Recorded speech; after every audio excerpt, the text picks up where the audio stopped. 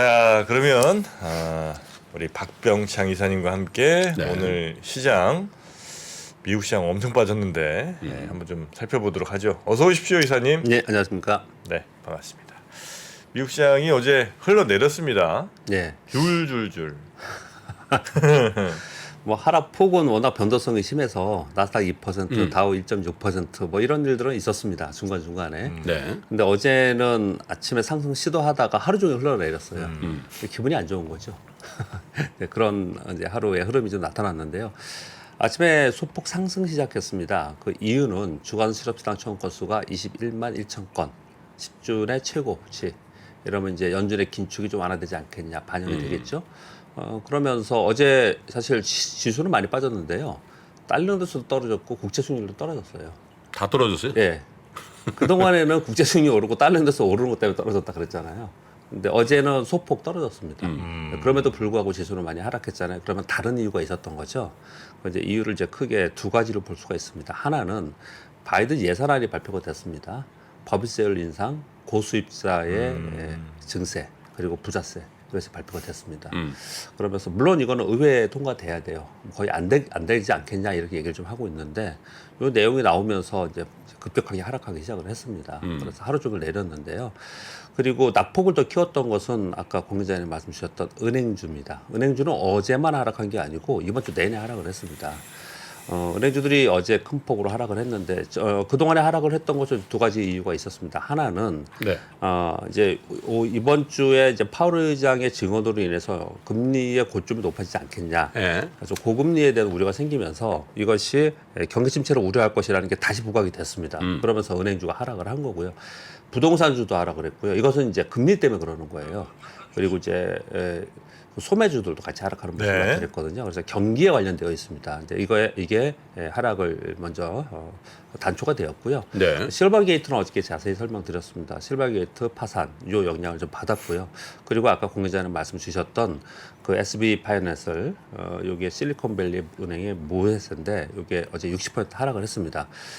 채권 그 보유 채권의 장부상의 손실 이런 거 가지고는 문제가 없죠. 그래도 우려를 하지만 근데 아마도 여러 다른 부분에서 이제 아예 손실을 난 것 같아요. 그래서 그것을 만회하기 위해서 유상증자 한다는 내용과 함께 빠졌거든요. 그래서 어제 은행 섹터가 4% 하락했어요.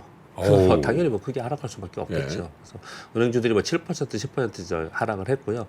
특히 그 소형 우리나라로 따지면 저축은행성을 하는데 지방은행과 소형은행들 있잖아요. 소형은행들이 큰 폭으로 좀 하락을 했습니다.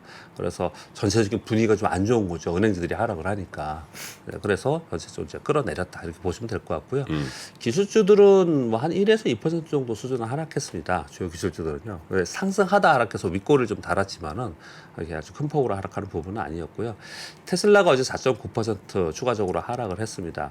테슬라와 연계돼서 지금 우리 오늘 아침 여러분들이 제일 관심 있어 하는 시황은 뭐냐면은 2차 전지가 어제 매물을 맞았습니다. 오랜만에. 그리고 2차 전지만 맞은 건 아니고요. 자꾸 2차 전지에 너무 거기에 예민하게 반응하시는데 사실 그동안에 급등한 종목들은 AI도 급등했고요. 로봇도 급등했고요. 네. 자율주행, AI 자율주행도 급등을 했고 그랬어요. 근데 다 같이 맞았어요. 2차 전지 맞은 건 아니고요. 네, 그런 부분이 있는데 오늘 아침 여러분 뉴스에 보시면 뭐 여러 가지 유튜브도 보시고 하시겠지만은 테슬라의 목표 주가 하향이 나왔어요. 그리고 자율주행 관련해 가지고 교통부에서 지금 조사하고 있다는 것도 있거든요. 그러면서 테슬라가 떨어지니까 그 영향이 불똥이 튄 게 아니냐 이런 분석들이 나오곤 있는데 사실 뭐 영향이 있긴 있겠지만 그거 하나로 전체적인 우리 섹터가 움직이는 것은 또 아니라고 판단을 좀 합니다. 그렇지만 이 영향은 있었다 이렇게 보시면 될 것 네. 같습니다. 그래서 어제 시장의 미국 시장 전체적으로 보면은 이번 주 내내 파월 의장의 의회 증언 이 영향권에서 벗어나지 못하고 있는 상황이고요. 25pp 금리 인상을 바라보다가 50pp 금리 인상 확률이 높아지면서 그것을 반영하는 하락이 나타나고 있다. 네. 그런 가운데 경기 침체 얘기가 나오면서 은행주들이 하락을 이끌었다고 보시면 될 것 네. 같습니다. 네. 어제 우리 시장은 소문없이 동시 만기였습니다. 비교적 무난하게 끝났습니다. 무난하게 끝난 거예요? 예. 코스피가 0.5% 하락을 했고요. 코스닥은 0.58% 하락을 했습니다. 그런데 이제 개인들이 한 3,600억 정도 샀는데요. 외국인들이 9,700억 정도 매도를 했습니다. 요걸 제가 여러분 그 텍스트 보시면 세시하고 장 마감을 저는 마지막 날 요걸 맨날 체크를 하는데요. 세시 상황과 장 마감 상황을 보면은 세시의 차익거래 비차익거래가 3,900억이었는데 장 마감의 차익거래 비차익거래를 합치면 4,800억이죠. 큰 움직임이 없었다는 거예요. 일방향으로 가지 않았다는 표현을 제가 드리는 거고요. 그런데 이제 외국인들의 거래를 보면은 제시 상황에서 4,500억 순 매도였는데 끝나고 나서 9,390억, 9,700억 좀 됐잖아요. 그러니까 5천억 정도를 판 겁니다. 네. 마지막에. 그런데 이제 그 옆에 있는 금융투자를 보면 672억 순 매도에서 4,166억 순 매수로 바뀌었죠. 바로 나오겠네요, 저거. 예, 그러니까 외국인들 매도를 금융투자 매수로 마감한 거거든요. 그래서 어제 그냥 무난하게 끝나긴 했어요. 그러나 지금 말씀 주신 대로 종가의 외국인들이 비차익 프로그램 매수하는 경우에는 그 이후의 시장을 좀 기대를 해볼 수 있는데 외국인들의 매도라고 금융투자 매수로 인해서 금융투자 매수는 뭐 오늘 빠르면 오늘 아니면 다음 주 초에 나올 가능성이 좀 있습니다. 그래서 금융투자가 산 5천억은 바로 나온다고요? 나올 가능성이 있습니다. 왜요? 이게 차익거래하는 것이 거의 대부분 차익거래이기 때문에 단기 변동성에 의해서 들어갔다가 그게 이제 줄어들면 이익거래 들어가면 곧바로 또 매도를 하거든요. 시장을 좋게 보고 사는 게 아니고, 예, 네. 예, 저 차익거래, 예. 뭐 시장의 현선 방향을 차익, 보는 게 아니에요. 그러니까 현물과 선물의 가격 갭 차이를 노리고 들어갔다는 거잖아요. 예. 그 동안에 있었던 이제 매도했던 것을 이제 청산하거나 뭐 뭐 이런 다 그런 건 거래를 아닐 하는 수 거죠. 있지만 대부분 그 뭐죠 막판의 매수들은 그런 것들 보고 들어오고. 이벤트라고 말씀드리는 거예요. 방향을 가지고 가는 게 아니고 이벤트성 거래이기 때문에 또 이벤트성 거래로 또 이벤트로 또 마감을 하기 때문에 그렇게 표현을 드리고 있는 것입니다. 자, 아무튼 그런 흐름이 좀 나타났었고요. 그리고 어제 코스피의 하락은 프로그램 거래가 하락을 시켰고 코스닥의 하락은 ETF와 인덱스 펀드의 리밸런스성이 있었다. 요거가 이제 가장 중요한 포인트입니다. 자, 이거와 연관해서 뉴스 하기 전에 잠깐 말씀을 드리면 오늘 제일 관심이 많고 뉴스에 제일 많은 게 그러면 2차 전지 여기서 이제 하락으로 가느냐, 단기 조정이냐, 이벤트였냐 이런 얘기를 지금 하고 있는 거거든요. 그런데 뭐 의견이 다 분분합니다. 여러분 뉴스 보시면 다 의견이 분분해요. 애널리스트 의견들 다 분분하고요. 그런데 그 중에 어제 같은 경우에는 선물은 동시 만기였기 때문에 ETF와 인덱스 펀드의 리밸런스의 영향이 상당히 있었다는 것은 사실입니다. 이해되시죠? 이 얘기는요. ETF나 인덱스 펀드들은 어떻게 하냐면요. 동시 만기 때 한쪽에 너무 많이 오른 게 있잖아요. 그동안 오른 게 있잖아요. 그쪽을 줄여서 많이 빠진 데에 사는 것을 이제 리밸런싱을 하잖아요. 이런 것들을 해요. 그래서 네. 어제 매물이 그래서 나온 거예요. 그래서 이렇게 이벤트성 매물 나오고 다시 자리를 찾느냐 안 찾느냐 이건 지켜봐야죠. 뭐 ETF도 근데 죄송합니다. ETF도 그 선물 옵션 만기일에 원래 그렇게 해요? 선물하고 연기하고 합동 포지션을 갖고 있으니까 같이 하죠. 아, ETF들이. 예, 그렇습니다. 네. 근데 이제 예를 들어 10종목 갖고 있는데 예. 1위부터 10위까지 이게 좀 비중이 원래 뭐 10%씩 있다고 칠 때 네. 1위 있던 수익률 좋은 애가 이제 너무 많이 커지니까 이 비중을 또 줄여야 되니까. 그런 부분보다는 섹터별로 반도체하고 만약에 2차 전지가 있다. 근데 2차 전지 이만큼 올랐고 반도체 이만큼 빠져 있잖아요. 네. 그 얘를 줄여서 반도체를 사고 이런 리밸런싱을 하는 거예요. 비슷한 얘기 아닙니까? 예? 비슷하다고 생각해 주시면 안 될까요? 그 얘기는 제가 얘기한 거랑. 예, 몇 비슷합니다. 네. 안에서 종목별도 있지만 네. 이게 더 크다 이렇게 말씀드립니다. 섹터별로. 왜 갑자기 그러세요? 아니, 이거 며칠 전부터 물어뜯기로 이제 네, 비슷한 얘기 같은데 너무 아니라고 하시니까 좀 섭섭해서 그럽니다 제가. 예. 예, 이게 아무튼 영향이 많이 컸습니다. 맺힌 게 있나 봐. 한. 예, 방송에 한이 좀 많습니다 제가. 엄한데 풀지 마시고. 무슨 뭐 어떤 안이 있어요? 이런 영향 플러스 테슬라 영향 플러스 그동안에 단기 급등했던 것이 이제 작용을 했다 이렇게 보시는 거고요. 이후에 움직임을 좀 봐야 되는데 거래량을 보시는 게 중요합니다. 늘 말씀드리지만 어제 하락했을 때 거래가 얼마나 터졌느냐 거기에 따라서 종목별로 차별화가 나타난다. 그렇게까지만 말씀드리겠습니다. 네. 오늘 2월의 고용 보고서 제가 중요하다고 얘기하는 그리고 다음 주에 CPI 이 두 가지 보고서 다다음 주에 FOMC 회의 결정 짓겠다. 8호장 이렇게 얘기를 하고 있습니다. 이거 중요하게 생각을 하고 있는 거고요. 좀 이따 다시 말씀드리겠습니다. 그리고 오늘 옐런 장관 의회 증언이 있습니다. 아무래도 행정부의 주무부서니까 나쁘기보다는 좀 좋게 얘기하지 않을까 기대 좀 해보고 싶습니다. 아무튼 그 매크로의 상황은 이번 주 내내 똑같은 상황을 이어지고 있습니다. 1월에 경기 지표 및 물가 지표 발표 후에 연준이 매파적 발언으로 강화됐습니다. 그리고 특히 파월 의회 증언 후에 3월 금리 인상 50bp 확률이 급등했죠. 그런데 참고로 어제 국제 수익률이 떨어졌다 그랬잖아요. 78%까지 올라갔는데 이 확률이 65%로 떨어졌어요. 패드워치에서. 그래서 국채수익률이 좀 떨어진 거거든요. 그거 따져보면 시장이 좀 반등을 했어야 되잖아요. 그러니까 다른 이유가 있었다는 표현을 제가 드리는 거예요. 그래서 지금 시장은 전체적으로는 기존은 경기 우려가 더 강합니다. 경기 우려가. 그런데 지금 이제 FOMC 회의를 앞두고 있기 때문에 네. 요 잠시 사이에 금리 우려가 지금 작용을 하고 있는 것이다. 그렇게 보셔야 됩니다. 금리를 자꾸 얘기하기 때문에 이게 전체 시장에 단 것처럼 생각하시면 안 된다는 표현을 드리기 위해서 이렇게 말씀드리는 거예요. 경기 우려가 더 심하다 이렇게 말씀드리고요. 네네. 오늘 밤에 나올 고용보고서와 CPI 확인을 하고자 하는 게 있기 때문에 변동성이 있을 수밖에 없습니다. 주 추세는 22일 FOMC 후에 나타난다라고 생각하시는 게 어떤가 말씀을 좀 드려보겠고요. 우리 시장은 미국 시장 대비 상대적으로 강세를 보였던 것, 그리고 코스닥이 상대적으로 강세였던 것. 어제 매물 맞았지만 코스닥은 차트 보시면요. 그냥 고점에서 십자형이었어요. 뭐 운봉이 나온 것도 아니었습니다. 근데 이것이 이렇게 나타났던 것은 2차 전지와 테마가 순환해서 강세를 보였던 거잖아요. 근데 아까 말씀드렸듯이 어제 리밸런싱이 좀 있었습니다. 그래서 최근 급등 종목 2차 전지만이 아닌 자꾸 예민하시니까 제가 이렇게 표현을 드리는 거예요. 다른 것들 급등한 종목들도 네. 저도 하나 가지고 있는데 네. 자동차 쪽에 갖고 있는데 어제 매물을 맞더라고요. 어. 네, 근데 그런 매물들이 좀 나왔어요. 근데 그리고 나서 이 매물을 맞고 나서 이게 이벤트성이라면은 오늘 특히 오늘 바로 돌리지 못하지만 월요일 날 화요일 날 다시 돌릴 가능성이 있거든요. 이러면 다시 원 상태로 돌아가는 거고 네. 그렇지 않으면 좀 우려를 할 필요가 있기 때문에 수급을 좀 많이 살펴봐야 된다. 네. 이렇게 말씀을 드리겠고요. 미국의 연동한 하락 변동성은 있겠지만 테마 장세는 유지될 것이다라고 좀 생각을 하고 있습니다. 그런데 어제도 말씀을 드렸지만 테마 및 섹터들의 동반 등락에서 개별 종목 등락으로 바뀌었습니다. 힘이 좀 약해진 거예요. 그 맨 마지막에 곰팡이와 자양분 표시를 해놨는데 제가 예전에 투자 전략이나 이런 거 말씀드릴 때 우리 3프로 방송하면서 많이 말씀드렸던 건데 하나 다시 한번 말씀드리겠습니다. 이 곰팡이들은요.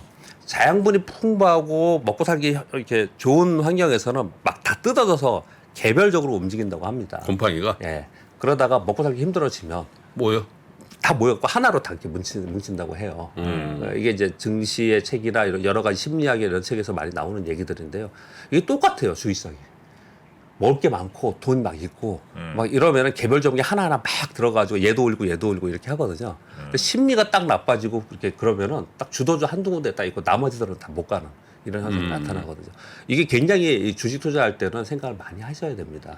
그러니까 이번 주 후반부터 테마가 전체적으로 움직이는 아니고 개별적으로 움직이기 시작했다라는 거는 힘이 좀 약화되고 뭔가 좀 변화가 생겼다. 그런 부분 좀 이해하셔야 되지 않을까. 그렇게 참고로 아니, 말씀드리겠습니다. 시장이 저 약해지면 심리가 안 좋아지면 뭉친다는 거 아니에요? 그렇죠. 그럼 지금 뭉쳐야지. 왜 분산이 돼요? 예를 들어서 네. 뭐랄까요. 이제 자꾸 예민하시니까 네. 그런 거 뭐랄까. 로봇주가 있어요. 네. 로봇주가 전체 20개가 있습니다. 음. 그러면 심리가 좋을 때는 20개가 다 같이 다 떠요, 다. 그냥 얘도 뜨고 얘가 쉬어든 거가 얘도 뜨고 막 이렇게 움직인다는 얘기예요. 그런데 안 좋아지면은 핵심 한두 개 빼놓고 나머지는 얘네들은 굳건하게 있는데 나머지는 안 좋다는 거예요. 또는 뜨더라도 얘는 뭐 나머지는 못 뜨고 버리고 한다는 거예요. 근데 이제 그 어떤 테마에 예를 들면 20개, 30개씩 다 오르잖아. 네. 그걸 이제 통상 박병창 이사님 같은 전문가들은 그거를 에너지 소진 과정이라고 그러대요. 에너지가 소진된다. 여러 장이 개 외부 악재가 들어와서 그런 것도 있지만 이게 사실 집중력이 떨어지거든. 쭉. 그리고 그 중에는 안 좋은 것도 많이 섞여 있어. 섞여 있죠. 네. 20개 중에 뭐 그 테마에 딱 맞고 진짜 짱짱한 기업만 들어가겠나. 그죠? 되셨습니까? 그러니까 몇 애들에 집중된다는 거죠? 예. 아니 근데 우리 둘이 예. 정프로 눈치를 왜 이렇게 봐야 되는 거지? 좀 눈치 보세요. 저를 시청자로 생각하시고. 아, 10,000% 뭐 그런 거 가지고 그렇게 꽁 해가지고 그래. 아유, 자, 그리고요. 지금까지 그런 일 얼마나 많이 있었어. 옛날 뭐 어떤 일 있었습니까? 저 뭐야 무슨 불쇼? 저 매불쇼 전에 뭐요? 불금쇼? 불금쇼. 네. 불금쇼 때도 많이 했잖아. 아니 뭐 이런 일이야 뭐 많이 있죠. 대키리지. 예. 릴렉스. 다음 주 이벤트 몇 가지 소개해드리겠습니다. 네. 다음 주 이벤트가 꽤 있습니다. 월요일 날 OECD 경기 선행지수, 뉴욕 연은 기대 인플레이션 하나하나가 시장 영향 줄 겁니다. 아마 제일 중요한 거는 14일 날 미국 CPI 그리고 유럽의 핵심 원자재법 있죠. 이거 발표됩니다. 그리고 우리나라 금통위 의사라고 발표되고요. 15일 날 삼성전자 이거 좀 확인 제가 했는데 하이브도 지금 뉴스에 나와 있는데 정확한지는 좀 찾아봐야 되는데 15일 날 삼성전자 하이브 주총입니다. 주총에서 여러 가지 얘기들이 나오잖아요. 그럼 관심이 있는 거고 특히 하이브는 왜 여태까지 관심 없다가 SM 때문에 SM이 31일 날 주총이기 때문에 하이브 주총에서 어떤 얘기가 나오는지 관심이 굉장히 많습니다. 그리고 SM 주총이 언제라고요? 31일입니다. 3월 31일? 예. 정프로 네. 다녀오십시오. SM 주총에 한 줄 빨리 사. 아 그래요? 아 지금 사면 안 되는구나. 사면 안 못 가네. 작년 말에. 아 자격이 없어요? 아 작년 말에 샀어야지. 예. 아 헷갈리네. 아 주총 들어가지도 못해요 그러면? 못 들어가지. 주주관이도 어떻게 들어. 아 그래요. 작년 말에 산 주주가 네. 주총하고 나서 그게 깜깜이 배당이잖아요. 그래서 4월에 배당금 주잖아요. 네. 4월에 배당금 많이 받으실 거 아닙니까? 주식 많이 하고 계시니까. 아니 그러니까 저는 이제 못 들어간다는 거죠? 네네. 그렇지. 아 아쉽네. 16일 날 유럽에서 먼저 22 통화정책회의가 있고요. 그리고 다음 주 금요일은 미국 선물옵션 동시 만기입니다. 우리하고 비슷하게 동시 만기 변호성이 있거든요. 그러니까 다음 주에는 여러 가지 뉴스가 복잡하게 굉장히 많아요. 약간 관망 분위기가 들어갈 가능성이 굉장히 높습니다. 그러니까 변호성도 좀 있을 것이고 뭐 추세나 방향 잡기보다는 조금 복잡하다 다음 주에는 벌써 뉴스 자체가 벌써 많지 않습니까? 그리고 참고로 하나 더 말씀을 드리면 이번 주 1월서부터 서머타임 시행됩니다.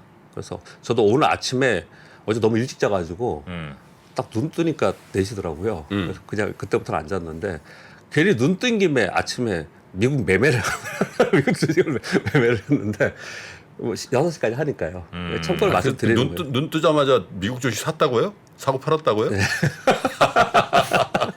그랬는데 다음 주 월요일서부터는 현행 지금은 23시 30분부터 6시까지인데 22시 30분부터 5시까지입니다. 5시 아침에 끝납니다. 참고로 저처럼 새벽에 아침에 매매하는 사람은 알고 계셔야겠죠. 네. 자 실시간으로 또 소수점 매매 가능한 게 있습니다. 또 미래에셋. 예, 소점 매매도 있고요. 그 증권사들에서 네. 주간으로도 매매하는 것들이 있고 그래요. 여러 가지 방법들은 좀 있긴 합니다. 네네네. 자 그리고 네, 이제 뉴스들 한번 살펴보죠. 간단히 말씀 몇 가지만 하겠습니다. 미국 감원 뉴스 계속 있지 않습니까? 그래서 기업들이 이것도 공무자님 좀 전에 말씀 주셨는데 2월 감원 기획이 7만 7천 명으로 전월보다는 좀 감소했지만 전년비 410% 증가했다. 이 감원 규모는 1, 2월의 감원 규모는 2009년 1, 2월 이후에 최대 규모라고 합니다. 그런데 참 이상하죠. 월가의 2월 고용보고서 예상이 비농업 고용 22만 5천 명, 22만 5천만 그리고 5만 그리고 실업률은 3.4%. 굉장히 타이트한 고용지표가 계속 나오는데 감원 얘기 계속 나오잖아요. 이거는 어찌 생각해보면 우리나라도 그렇고 그냥 우리는 지표만 맨날 보지 체감하는 거는 좀 이해가 되지 않습니까? 우리나라 기업들 지금 IT 쪽이나 이런 쪽에서 한쪽으로는 감원한 쪽 많아요. 네이버 이런 데 감원한다고 오늘 뉴스 막 나오고 그러더라고요. 네이버가 감원해요? 네, 네이버 미국에 있는 미국? 미국 감원하고 그런다 그러더라고요. 그런데 제가 알고 있는 후배들의 이런 IT 쪽에 일하는 사람들 사람을 못 구해서 지금 굉장히 힘들어한답니다. 사람이 없어서. 그러니까 미국도 산업별로 그리고 고임금의 산업이냐 아니면 저임금의 이 인력 구조냐에 따라서 이게 굉장히 많이 달라지는 것 같아요.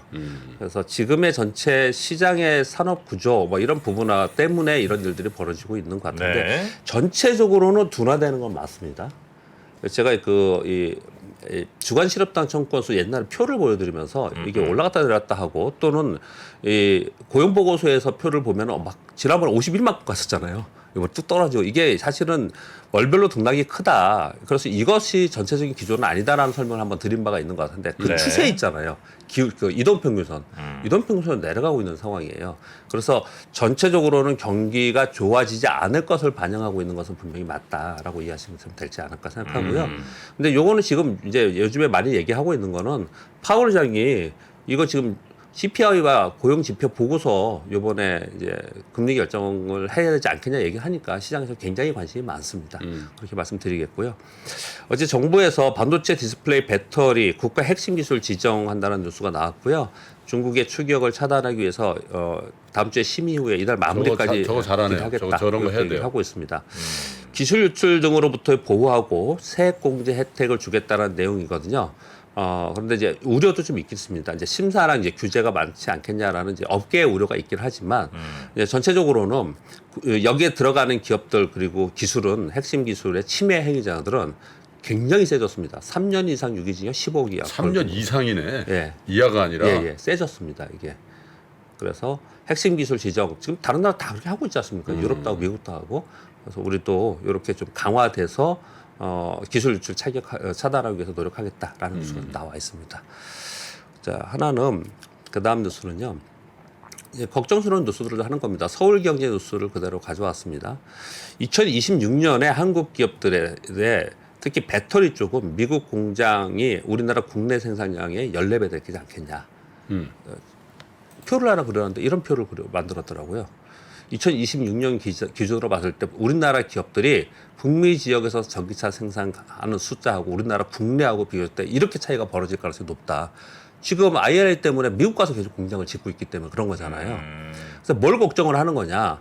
미국이 지금 주요 산업의 또는 기업의 공장들을 블랙박처럼 빨아들이고 있잖아요. 이러다가 이 기술 패권을 그쪽으로 이게 뺏기는 게 아니냐라는 걱정이 굉장히 많이 여러 군데서 하고 있지 않습니까?